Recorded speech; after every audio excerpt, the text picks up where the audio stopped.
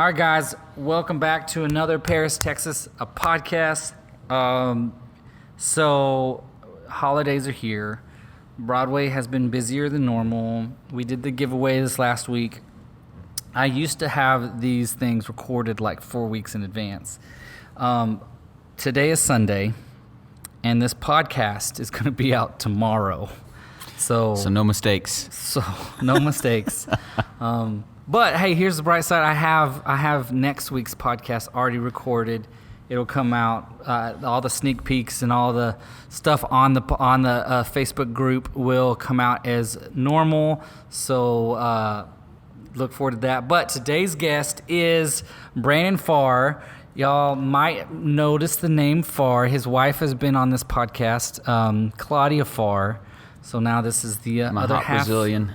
The hot Brazilian. Can I say that on the podcast? You can say it, sure. Yeah. What's up, dude? What's going on? Hi. Where are you from? Well, I was born in Tennessee. Yay. Nashville? No. Southeast Tennessee, close to the Smoky Mountains. So you don't play country music? I don't. I can listen to about 2 bluegrass songs and then I'm done. Okay. And then I got to move on to something else. Okay. But spent some time in Kentucky too. Kentucky Derby. Yep, Kentucky, Virginia. Yep, and then Colorado. Wow. So what were the age, like how old were you when you made it to Colorado? The first time I was in 3rd grade. Okay, so all of those moves before 3rd grade. Yeah. Do you remember any of them? Yeah, I remember all of them. Which one was your favorite? That's a hard question because Tennessee is where my family is. My dad's side of the family still are. Okay. My uncle has a dairy farm over there. He's got a bunch of cows that he milks, and I spent a lot of time there. I went to Colorado and then back to Tennessee. So Okay. I spent a lot of growing up, like my preteen years, teenage years, until my junior year in high school, back in Tennessee. And so I really enjoyed the mountains, and I enjoyed always having something to do and riding 4-wheelers with my cousin, and we just always had something to do. So that was fun. And then back to Colorado my junior year in high school. I went to 3 different high schools my junior and senior year. Wow. That's a lot of high schools. Yeah. So what did you do in school? What was your thing? In high school? Yeah. Well, younger, I was in 4-H and FFA, so I did the whole make a garden and raise chickens and show sheep. Why don't you do that now? Because I don't have any land to put those things on. If you had land, would you do that? I probably would enjoy it. My wife is completely different than me in that regard, however, so... She would enjoy you doing it, or she would enjoy being around it? She doesn't really... She thinks animals are great, but she just doesn't want to have to take care of them. But that would be your job. That would be my job, so yeah. Y'all should get some land. Yeah, she would be okay with it as long as she didn't have to mess with it. Y'all could have like a pet llama. Yeah. That would be cool. So I did that younger. And I even sold eggs. That was pretty cool. Like being in 12 years old, and I would sell eggs to people. Make money? Yeah. Instead of lemonade, you sold eggs? I sold eggs. Yeah, like $1 a dozen. An egg stand? So every time I'd go get the eggs, it was like finding gold or something. It was awesome. Wow. That's one way. Yep. And then I was a wrestler. Oh, okay. Not in high like, school. Not like WWF. No. Hulk No, like Hogan, high school. Like high school wrestling. Okay. Wrestling, yeah. Okay. Like Grego Gotcha. Romano wrestling. Okay. I'm tracking. Which I'm just trying to picture you. Which I have some pictures, but they won't see the internet ever unless Claudia pulls a prank on me. Challenge accepted. Because I don't know if you're familiar with wrestling, but that uniform for wrestling is what they call a singlet. So I have this thing I do with certain guests. They have to be the right guest, but I do have certain Photoshop skills. Oh, really? To where I can put my face on a wrestler. May or may not put your face on probably a wrestler that's goofy looking or something, and then I'll just basically make everybody believe that it's a real photo. Sure, why not? Okay. Just make sure he has really big muscles. That'd be less funny. Not like Pedro from Napoleon. More like that. No. Yes. So yeah, that was a fun time of season of my life. Sophomore year of high school. That's when I did that. I was on fire for Jesus at that point. Had a great experience with him on some youth conferences, and then ended up going on some missions trips, and so it was a good season of growth and development, and it was fun. Good stuff. Now, okay, out of high school, we have a very weird connection. Yeah. So when you left high school, where did you go? So I was back in Colorado at that point when I graduated. I graduated from Canyon City High School, go Tigers, and I ended up in New Life Church, which is in Colorado Springs, Colorado, Bible program that they had called 24/7. Which is also a program that I attended. Right. Like 5-6 years later. A few years later, yeah. So it was crazy because I didn't even know that when Corey asked me to come up and help him up here. After that fact, we found out that, hey, Broadway did this thing in Colorado called 24/7. And so we know a lot of the same people. Was only around for about 10 years, right? Yeah. They have other intern programs and Bible stuff going on now there. But the Colorado-based one was only around for about 10 years. Your year, how many students were there? There was 36 of us, I believe. And there were like 80 my year. And my year was like second or third to last year of them doing it. Yeah. So there's probably only 2,000 kids and all of our students at their time. Well, they're adults now, but there's probably only 2,000 people in the world because there were unique. Yeah, there were people from all over the world that did this. Yeah. At least in that program, and out of all of those 2,000-ish, it might be 3, I don't know. Out of all of those people, 2 of them wind up working at the same church in Paris, Texas. Yeah, in Paris, Texas. That's crazy. That's pretty neat. It's like one of those divine, God things. Something. By divine, I mean God thing. Yeah.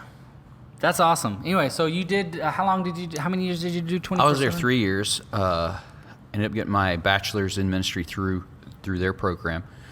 And then I ended up in Brazil. Okay, let's go into that. Hold up. Hence the Brazilian wife. Breaks. So I've heard a little bit of the story. Yeah. So you and Claudia did the same program. We did. 24/7. First year. 1999, 2000. Okay. That was when I was graduating high school. And so, I graduated high school, 99, and then I went right into the program in the fall.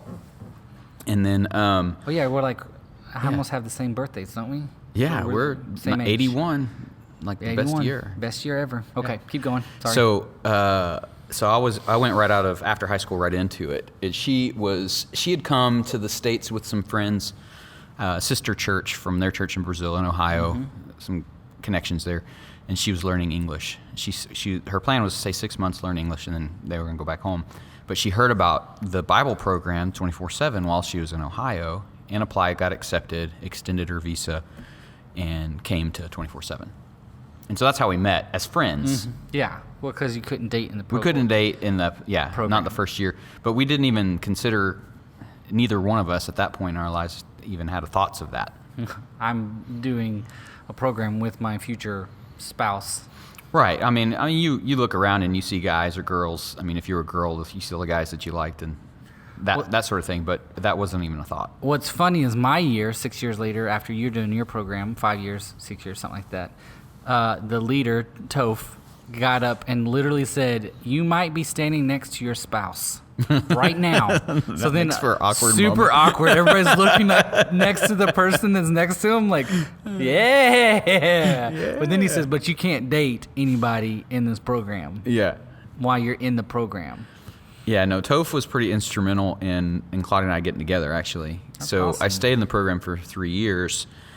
It was the summer after my second year that the church, they do missions trips. They take teenagers on missions trips. New Life Church. New Life Church, Okay. the church that hosted the Bible program, to different parts of the world in the summer. Like one summer they do summer camp, and then the next summer they take the kids on missions trips.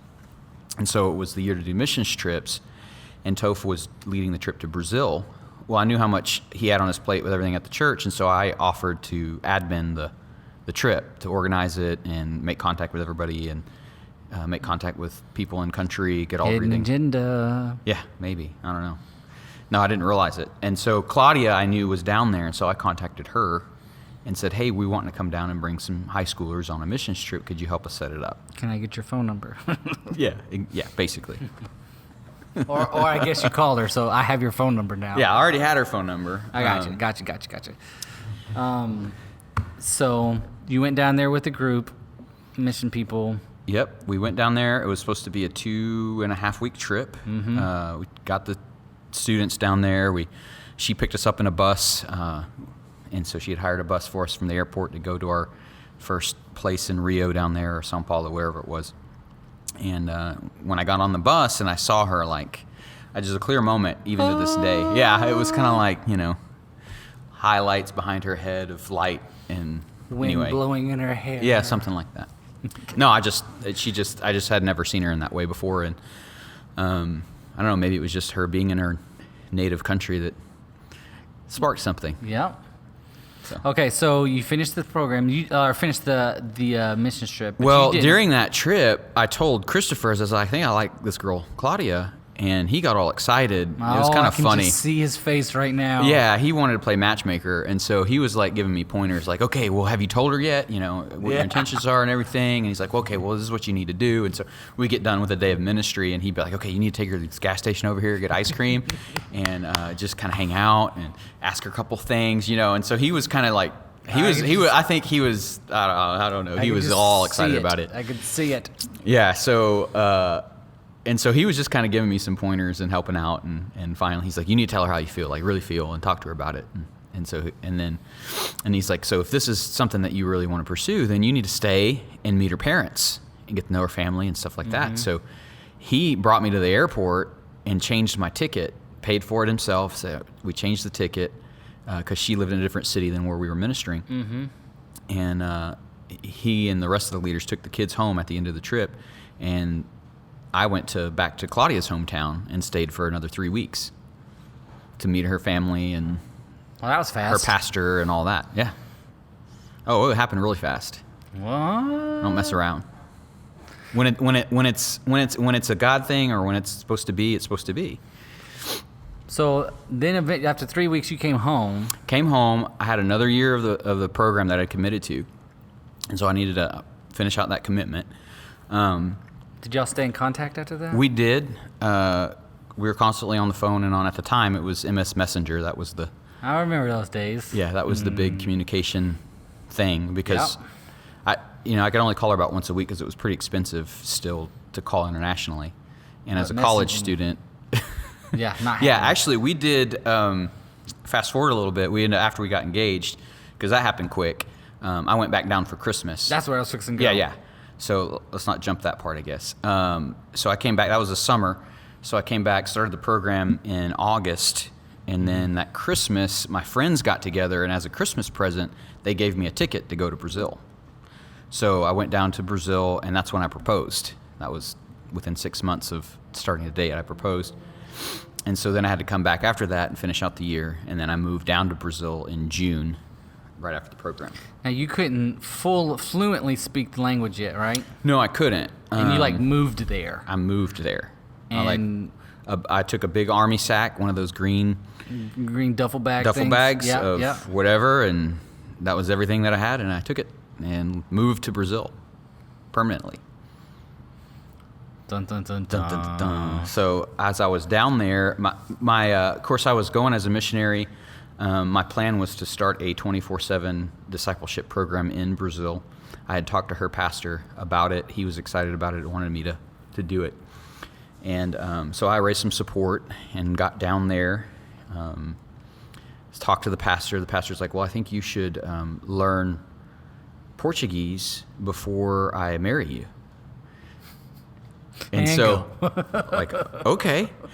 Talk about motivation to learn a second language. Oh, my goodness. So it took me about 6 months. And so I learned Portuguese. And so we got married like a year after I'd moved there, because I had In Brazil. In Brazil. Awesome. My poor family, I Didn't probably destroyed their savings. They didn't have. Oh, did they all come? All of my immediate family came. My goodness. Yeah, and when I'm back looking in hindsight, I realize how much money that actually cost them.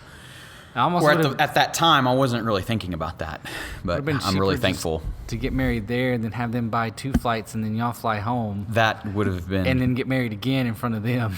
That would have been really good, but my parents were very kind and gracious and came down. Awesome. But because I wasn't coming back to the States, I lived in Brazil. You were in home, yeah. I had a green card for Brazil. Okay, so how long? So you're married now. Did you have a job?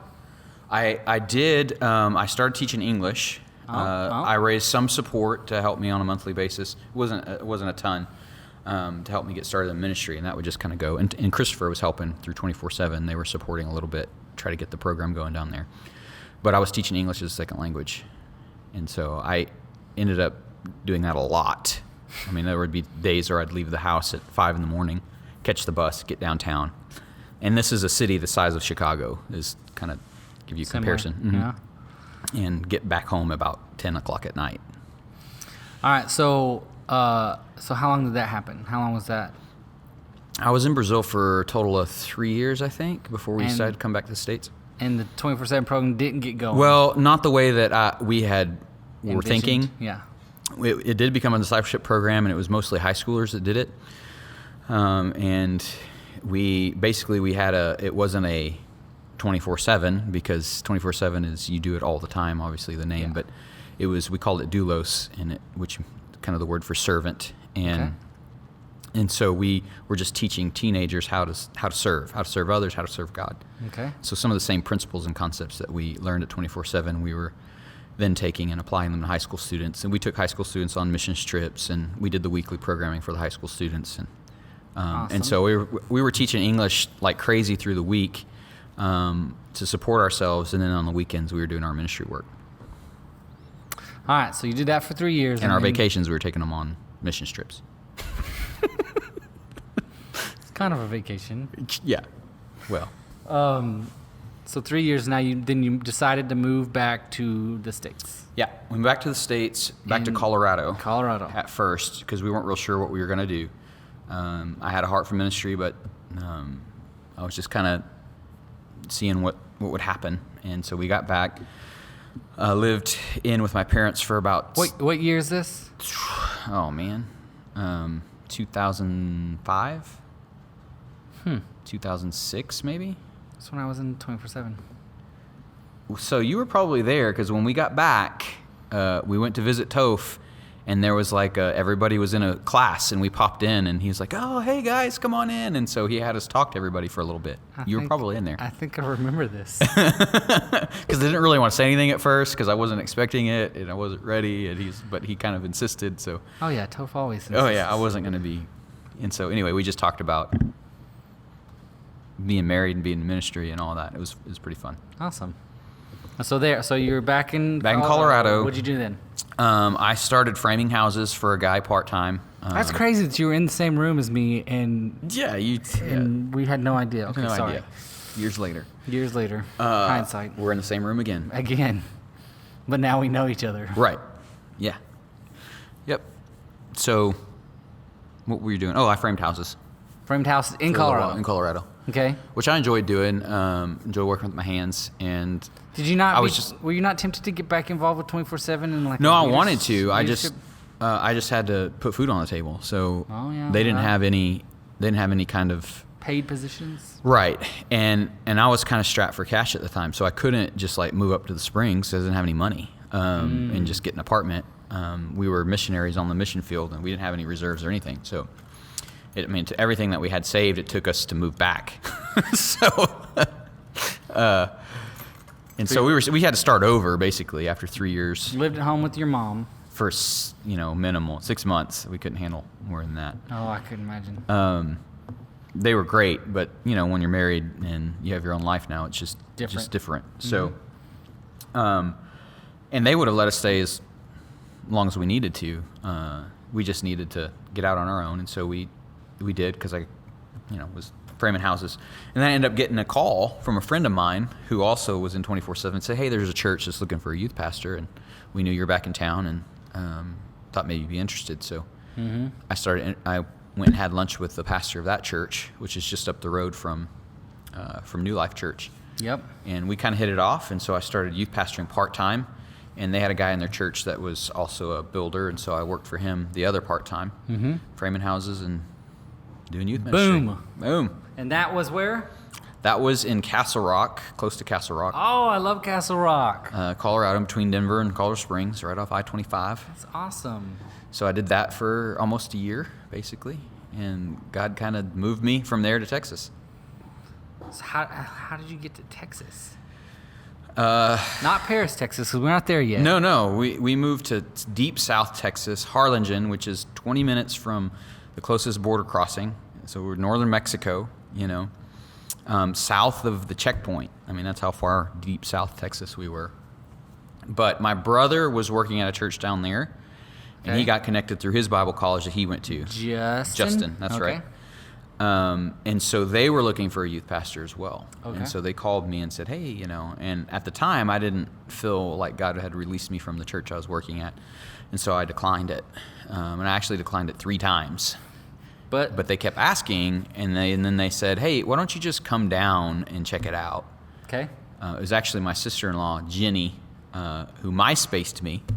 See? We had MS Messenger and MySpace popping up in this podcast. Man. If they were still around, we would be asking for some money, some sponsorship, y'all. But they not. So she's the one that messaged us, said, I really think you should check this out. And she's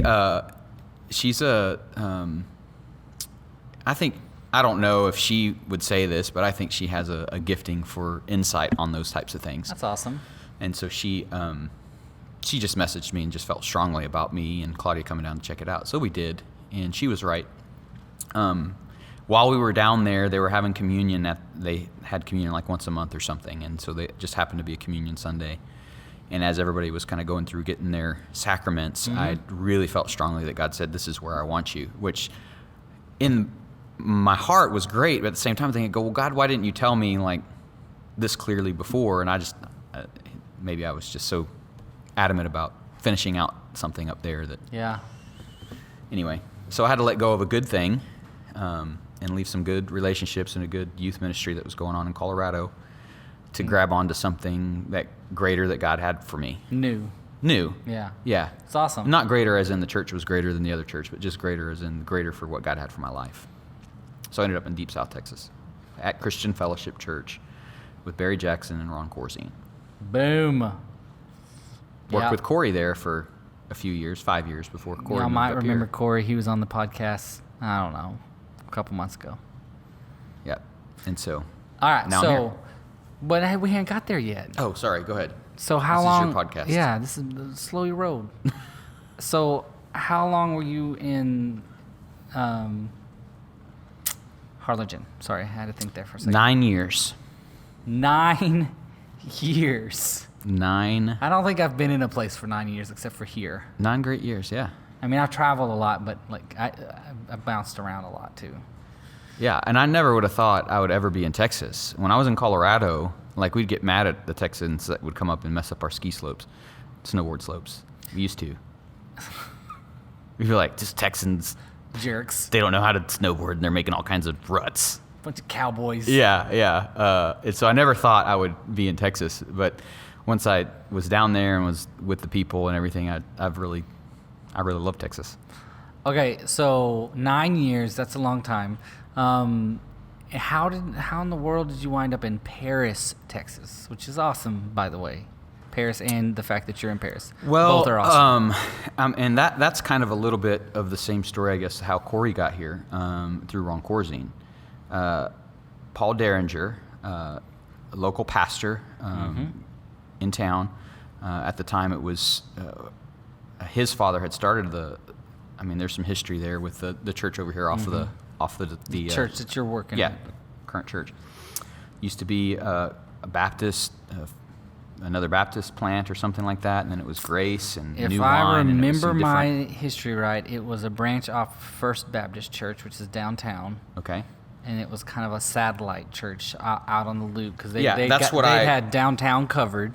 Yeah. So they were, and this is back in their like bigger attendance days, which I don't know what their attendance is now, but this is just my information, may be wrong, and so they opened a satellite church. Okay. Yeah, I think I heard that too. 20 years ago? I don't know, it's been more than that. Long time ago. It's been 30 at least. Long time ago. But Eddie Fitzgerald could tell you. Yep. Go hit Eddie up. But and so he took over that church after Paul Derringer took over that church after. And so really what we're doing at Christian Fellowship, we're just kind of standing on some shoulders of some other people, some great people in the community have loved on people all these years. And Paul was one of those people. And so, of course, Paul has passed away since. And but I had an opportunity to get connected with Paul through some of our pastors' networking meetings that we had with Ron Corzine. And so Ron Corzine somehow had a relationship with Paul, and for a number of years had been coming to Paris to kind of mentor Paul or advise Paul with the church and help him. And so they had built a relationship over the years. And so it was through Ron Corzine that Corey ended up coming up here to help Paul with the church. And after Paul's passing, Corey took completely over. And then as it grew, they needed somebody else to come help them, and here I am. That is amazing. Hopefully that doesn't sound too boring. Why would that be boring? Well, I don't know. It's a lot of details. What's crazy, and this is just a weird side note, you and your wife had like literally just finished building a home. Oh, yeah. In Harlingen. Yeah. It was an awesome home. Just in time to come to the epic Paris, Texas. Speaking of my wife, we're going to have to, she's texting me, I need you home. I've got 5 boys in the house and I got to leave. Well, you didn't text her in the middle of her podcast. So. I know. Okay. Claudia, when you listen to this, not fair. Not fair. Okay, on my way. On my way. Is it lying? No, I'm not on my way. That's not true. So you'll get the podcast later after the text, and you'll realize. So when she listens to this, you would have already arrived home. Yes. So it is fair. Okay. All right. But we are wrapping this up. Wrapping this up. What I mean by on my way is we're getting there. Okay. Thank you, Claudia, for forcing our podcast to end. Oh, well, the listeners are probably grateful because they've heard enough about me at this point. Was there any more? You were heading a direction there. No, I didn't have a direction. Okay. I don't know how many people know this, but I've had this question asked a lot. Like, do you prepare questions? And I do not. Okay. I literally just, I find a person that I think would be an interesting podcast person, and then I just go into it and we just talk like it's a conversation. And there happens to be 2 microphones in front of our faces. And then that's the extent of my planning. That's great. So works. It works for me. So anyway, we're here now. We're in Paris, Texas. Awesome. We love being here. Claudia loves it. I love it. Our boys are, they enjoy, meeting friends. And thank you so much for being on my podcast. Thanks for having me. Okay, guys. Maybe we'll do it again sometime. We'll wrap this up here really quick. Thank you all so much for listening. As always, we try to do these every Monday. This is the first time that I have not sent out on the Facebook group a reminder that a podcast is coming up. I apologize. I've been busy with other shenanigans, but normally if you go follow the Facebook group, there's a announcement to who's the next podcast coming up. That is not the podcast. To find the podcast, if you have to go to an actual podcast app. We've had some confusion there. These are on podcast app for both Apple and Android phones. So you can go find it. It's the pink app on your iPhone. Purple. Is it purple? It's a purple. I'm a little colorblind. Yep, it's a purple app. It's a purple colored app with little like antenna thing on it. Yeah, podcast. Actually, I'm pretty sure we've been trying to decide what my last podcast for 2019 is going to be, and I have a pretty cool idea. Just a hint, part of that podcast will be I'm going to video it and record it at the same time, so look forward to that.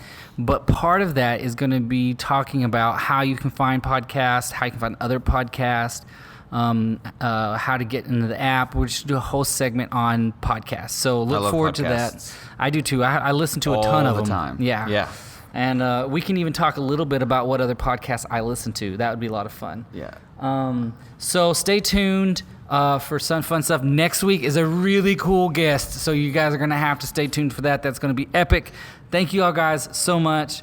We out. This week was just the okay cool guest. That's true. We laugh, but being that I asked him like yesterday, like, hey, I actually don't have. I'm down. For a I podcast. just love Broadway and everything he's doing. So I'm boom. in. Bye guys. Oh, and if you want to sponsor this podcast, you could always email me at iambroadway.me, and we can check out some sponsorship ideas. So. That's a little side note. All right. Thanks, guys. Bye.